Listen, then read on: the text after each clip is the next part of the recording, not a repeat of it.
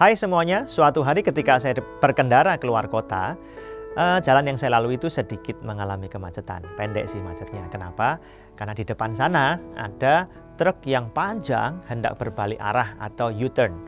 Ada beberapa orang menghentikan lalu lintas, kemudian memastikan truknya itu di jalur paling kiri, muter ke sana, turun di jalur yang paling kiri juga di sana. Lalu lintas normal kembali. Membelokkan kendaraan yang besar seperti itu tidaklah semudah membelokkan kendaraan yang kecil.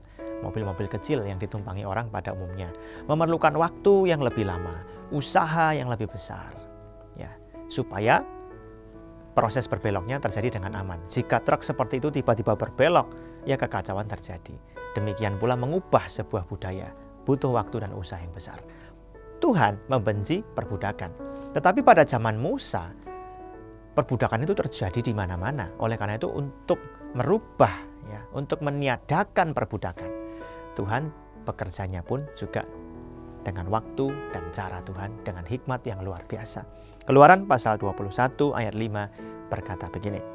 Tetapi jika budak itu dengan sungguh-sungguh berkata, aku cinta kepada tuanku, kepada istriku, dan kepada anak-anakku, aku tidak mau keluar sebagai orang merdeka. Tuhan memerintahkan orang-orang Israel untuk memperlakukan budak yang mereka miliki tidak seperti cara bangsa-bangsa lain memperlakukan budak mereka.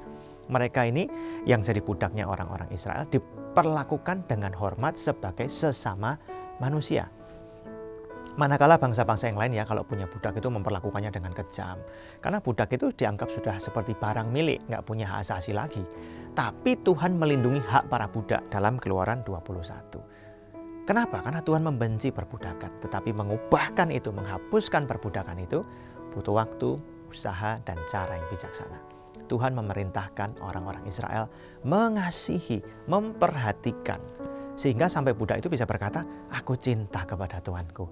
Aku diperlakukan dengan sangat baik. Diberi istri, diberi anak-anak, diberi kehidupan yang luar biasa. Enggak ada lagi Tuhan seperti ini.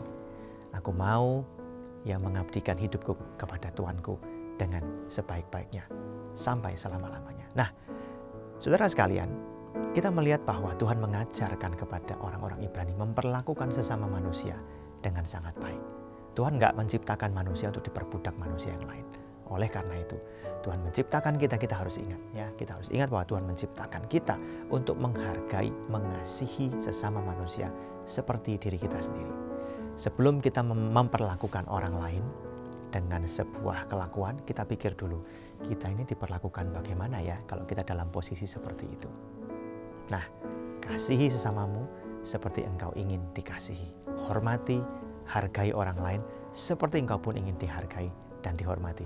Sehingga dengan demikian kita melakukan perintah Allah, mengasihi sesama manusia seperti diri kita sendiri. Tuhan memberkati.